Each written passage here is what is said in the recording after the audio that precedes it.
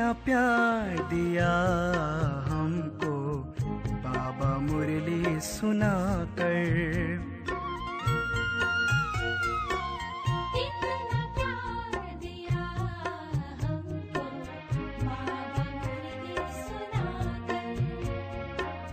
मन को पावन कर दिया, मन को पावन कर दिया, देह दुनिया भुलाकर। इतना प्यार दिया हमको बाबा मुरली सुनाकर। इतना प्यार दिया। ओम शांति, ओम शांति। आज की तारीख है 24/2/13 और आज फिर रविवार है। तो हम सभी प्राण प्यारे मीठे मीठे अव्यक्त मूर्तधारी सूक्ष्म वतन निवासी बाप दादा की साकार में आकर के चलाई हुई ज्ञान मुरली सुनेंगे। और ज्ञान मुरली की रिवाइज कोर्स की तारीख है 27/10/75, 75 की मुरली है।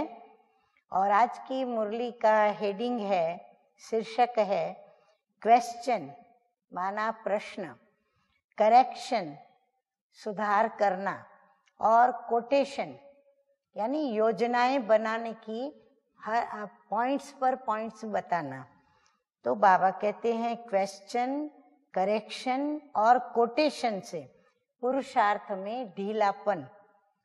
आज बाप दादा बेहद की फुलवारी को विशेष रूप से देख रहे हैं। आज बागबान अपनी चैतन्य फूलों की फुलवारी को विशेष रूप से देख रहे हैं। माना कौन गुलाब है, कौन मोगरा है, कौन चंपा है, विविध प्रकार के सुगंधी वाले फूल भी हैं, बिना सुगंध के भी फूल हैं, कोई शोभा वाले ही फूल हैं, कोई फूल फिर उनके कई प्रकार से कई कार्य होते हैं और उनसे कुछ औषधियां भी बन जाती हैं। तो बाबा आज विशेष रूप से अपने वैरायटी चैतन्य फूलों को देख रहे थे कि हर एक फूल के अंदर रूप, रंग और कितनी खुशबू है। रूप अर्थात साकारी स्वरूप में, नैन और चैन में अर्थात चेहरे में ब्राह्मणपन का व फरिश्तेपन का, श्रेष्ठ पाठधारी आत्मा की स्मृति का नशा और खुशी प्रत्यक्ष रूप में कितनी दिखाई देती है। बहुत सरलता से बाबा हमें समझा देते हैं। रंग अर्थात निरंतर बाप के संग का रंग, अर्थात सदा साथी बनने का रंग कितना चढ़ा हुआ है। बाबा को सदा अपना साथी बना के रखने का रंग कितना चढ़ा हुआ है। फिर तीसरी बात बताई खुशबू। खुशबू अर्थात सदा रूहानी वृत्ति और दृष्टि कहाँ तक अपनाई है। हर एक में ये तीन विशेषताएं देखी। खुशबू पवित्रता से ही आती है, देही अभिमानी स्थिति से आई आती है, या फिर हमारी दृष्टि और वृत्ति जितनी रूहानी बनती उतना हमारी खुशबू भी उतनी अच्छी आती। तो ये विशेषता देखते हुए एक और विचित्र विशेषता भी देखी।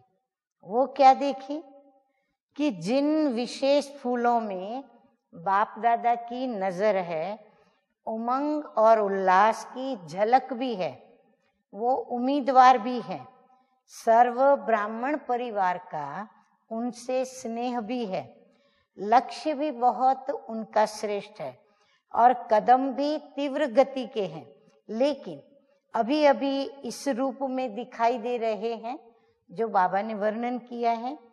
कुछ समय के बाद बाप की नजर में रहने वालों के ऊपर माया के रॉयल रूप की नजर लगने के कारण वो रूप और रंग उसका बदल जाता है।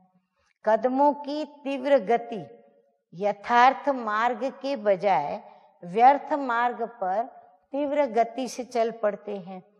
फरिश्तेपन के नशे के बजाय और ईश्वरीय खुशी के बजाय अनेक प्रकार के नशे जो कि विनाशी नशे हैं, साथ साथ साधनों के आधार पर जो प्राप्त हुई खुशी और नशे हैं, उनमें मस्त हो जाते हैं। अच्छा, तो बाबा ने आज इतना ही समझाया। मुरली तो आप सभी फिर से पढ़ ही लेंगे। याद प्यार बाप दादा दे रहे हैं, जो सदा बाप में लवलीन अर्थात याद में समाये हुए हैं, ऐसी आत्माओं के नैनों में और मुख में अर्थात मुख के हर बोल में बाप समाया हुआ होने के कारण शक्ति स्वरूप के बजाय सर्वशक्तिमान नजर आएगा। तो हम स्वयं की चेकिंग करें कि हमारे अंदर ये विशेषताएं हैं। जैसे आदि स्थापना में ब्रह्मा रूप में सदैव श्री कृष्ण दिखाई देता था, ऐसे शक्तियों के द्वारा सर्वशक्तिमान दिखाई दे, ऐसे अनुभव हो रहा है ना। जो सदा बाप की याद में होंगे और मैंपन की त्याग वृत्ति में होंगे, उन्हों से ही बाप दिखाई देगा।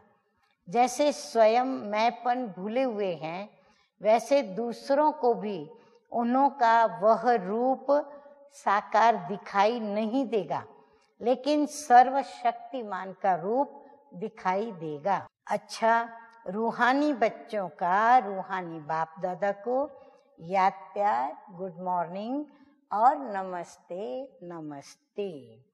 वरदान है सदा भरपूरता की अनुभूति के द्वारा, सदा वरदानों की भरपूरता की अनुभूति के द्वारा टेढ़े रास्ते को सीधा बनाने वाले शक्ति अवतार भव।